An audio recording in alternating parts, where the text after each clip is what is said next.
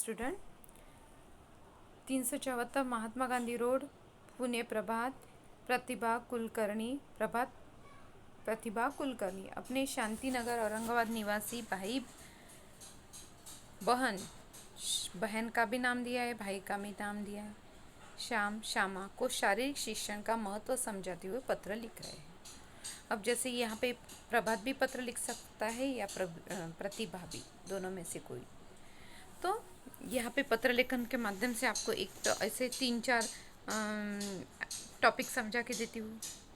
आपको आपके बुक में ऐसे पत्र लेखन आया हुआ है, लेसन नंबर 7 के पीछे का भाषा बिंदु है उसमें।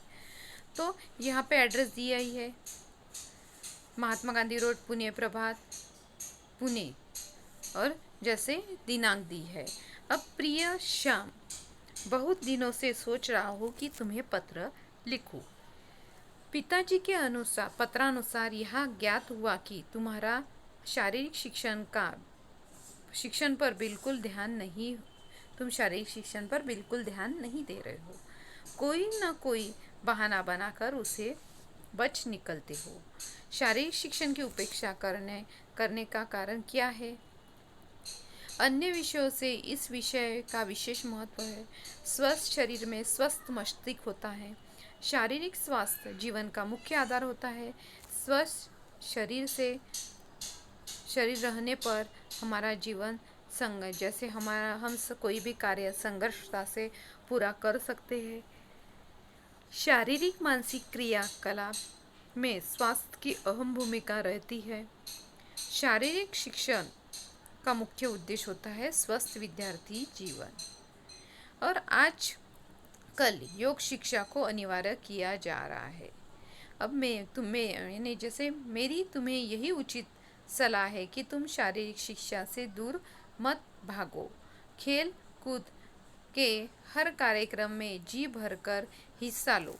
आशा है कि तुम मेरी बताई बातों पर ध्यान दोगे। पत्र का उत्तर शीघ्र देना। उसके बाद तुम्हारा भाई प्रभात या तुम्हारी बहन प्रतिभा। अब ऐसे ही दूसरा है आपके जो लेसन नंबर 7 पे आया है, प्रधानाचार्य जी को पत्र लिखना है। तो यहाँ पे वर्ग शिक्षिका को पैटर्न सेम यही रहेगा। उमेश सावरकर, प्लॉट नंबर दिया है राधाबाग, विले पार्ले, मुंबई। वर्ग शिक्षिका राधा हाई स्कूल को पत्र लिखकर 7 दिनों की छुट्टी का प्रार्थना पत्र लिखता है या करता है। उमेश सावरकर, प्लॉट नंबर, उसके बाद पूरा एड्रेस आएगा और दिनांक, जैसे जिस दिन का पत्र लिख रहे हो उसी दिन के दिन। सेवा में श्रीमान, वर्ग शिक्षक, Radha high school, Vile Parle, Mumbai. Pin code डालना है। अब विषय है छुट्टी के प्रार्थना पत्र, छुट्टी हेतु प्रार्थना पत्र।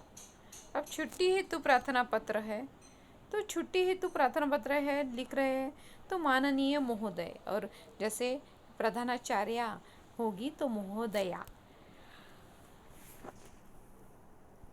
निवेदन है कि अपने बड़े भाई साहब के विवाह में सम्मिलित होने के लिए मुझे 7 दिनों के लिए नागपुर महाराष्ट्र जाना है, इसलिए मैं 7 दिनों तक विद्यालय में उपस्थित नहीं रह सकूंगा। अतः आपसे प्रार्थना है कि 21 जून से 26 जून तक का अवकाश स्वीकृत करने की महती कृपा करें। धन्यवाद। उसके बाद जो विद्यार्थी है रमेश सावरकर, क्लास आपका जो है वो लिखना है, और जैसे क्रमांक ये नहीं लिखा तो भी चलेगा। अब इसके बाद है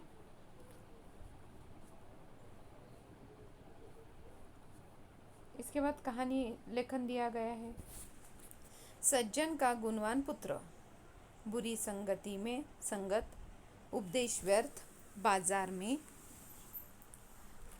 अच्छे आमों की टोकरी लाना, पुत्र से उन आमों में से एक सड़ा आम रखना, दूसरे दिन टोकरी खोलना, सारे आम सड़े हुए, पुत्र पर असर और सीख। अब जैसे है संगति का असर, ये है कहानी लेखन का टॉपिक। कनकपुर में एक बहुत सज्जन व्यक्ति रहते थे। राह चलते लोग उन्हें उनका आदर करते थे और बाबूजी बाबूजी कहकर पुकारते थे। ईश्वर का दिया हुआ उनके पास सब कुछ था। उनको एक ही पुत्र था जिसका नाम क्या था? अरुण। अरुण कैसे था? बड़ा गुणवान चरित्रवान था। बड़ों का आदर करना, दूसरों की मदद करना या बेसहारों की मदद करना उसका स्वभाव था। उसने 10वीं की परीक्षा में प्रथम श्रेणी प्राप्त की थी और कॉलेज में दाखिला लिया था। कॉलेज में आने के बाद कुछ दिनों में ही उसे क्या हुआ? बुरी संगत लग गई। अब बुरी संगतों के कारण अब क्या हुआ? तो बड़ों की जैसे वो उल्टी बात करने लगा, सीधे जवाब नहीं देने लगा, कभी कभी शराब सिगरेट का भी सेवन वो करने लगा। बाबूजी को उसकी आदतों का पता चल गया। बाबूजी ने उसे बहुत समझाया। अब उसे कानपुर जैसे उन्होंने क्या किया कि उसे बहुत समझाने की कोशिश की। उन्होंने बात उसे एक लगा के भी दी, तो भी इन्हें जैसे उसमें कुछ भी परिवर्तन नहीं हुआ। फिर एक दिन बाबूजी ने क्या किया? बाजार से आम की टोकरी खरीद कर लाई और अपने पुत्र से कहकर उसमें एक सड़ा आम रखवा दिया। दूसरे दिन पुत्र से कहा कि आमों की टोकरी यहाँ लाओ और टोकरी को खोलो। टोकरी खोलने पर पुत्र ने देखा कि सब आम सड़ गए थे। सब आम कैसे हो गए थे? सड़ गए थे। उसने पिताजी को इसका कारण पूछा। पिताजी ने जवाब दिया, बेटा, एक सड़ा आम अन्य अच्छे आमों को भी खराब कर देता है। इसी प्रकार बुरे लोगों की संगति से अच्छे लोग भी बुरे बन जाते हैं। पुत्र पर इस बात का प्रभाव पड़ा। उसके बाद उसने बुरी संगत छोड़ने का निश्चय कर लिया। फिर सीख लिखनी है, बुरी संगत आदमी को बुरा बना देती है। तो बुरा बना देती है। इसके बाद है जैसे यहाँ पे बताया गया है, कहानी लेखन के माध्यम से बताया गया है कि कहानी लेखन है। कहानी लेखन के माध्यम से मोहन सोहन दो मित्र एक दूसरे की सहायता करने का वादा करना, एक दिन जंगल से गुजरना, भालू का आना, मोहन का पेड़ पर चढ़ना, सोहन को चढ़ना न आना। भालू अब क्या कर रहा है कि भालू सोहन के निकट आना, शाम को सूंघकर चले जाना, मोहन का जैसे पेड़ पर से उतरना, सोहन को पूछना कि जैसे भालू ने तुम्हारे कान में क्या बोला, शाम का क्या उत्तर देना। संकट के समय इन्हें ऐसे लोगों की संगति नहीं रखनी चाहिए। इन्हें जो क्या करते हैं जैसे अपने दूसरों को छोड़ के संकट के समय मित्र साथ नहीं देता, इसकी संगति छोड़ देनी चाहिए। यह सुनकर कौन लज्जित हुआ?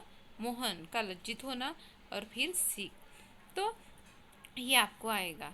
साथ में आपको इस कहानी के माध्यम से ही ऐसी ही आपका जो लेसन नंबर 8 आया है, पोयम 8 है, उसमें है 4 पॉइंट मुद्दे दिए हैं और उन मुद्दों के आधार पर आपको कहानी लिखनी है। रोशनी, पलंग, पत्र, पहाड़ी, इसके माध्यम से आपको कहानी लिखनी है और कहानी के माध्यम से आपको कहानी के माध्यम से जैसे ये सब कुछ बयां होता है और कहानी के माध्यम से ही ये सब कुछ आपको बताना है। साथ में जैसे ये भी लिखना है, इससे आपको सीख क्या मिल रही है और एक कहानी का शीर्षक भी आपको देना है। जो पेज नंबर है 22, उसके माध्यम से आपको ये सब कुछ लिखना पड़ेगा। तो पेज नंबर 22 उसके बाद में जैसे आपको ये भी लिखना है सीख के बाद। उसके बाद उसके ऊपर का क्वेश्चन आया है भाषा बिंदु। भाषा बिंदु में बताया गया है, पाठ में आए हुए हैं। जैसे यहाँ पे मैं आपको विलोम शब्द बता रही हूँ, हास्य, रुद्रन, अपमान, सम्मान,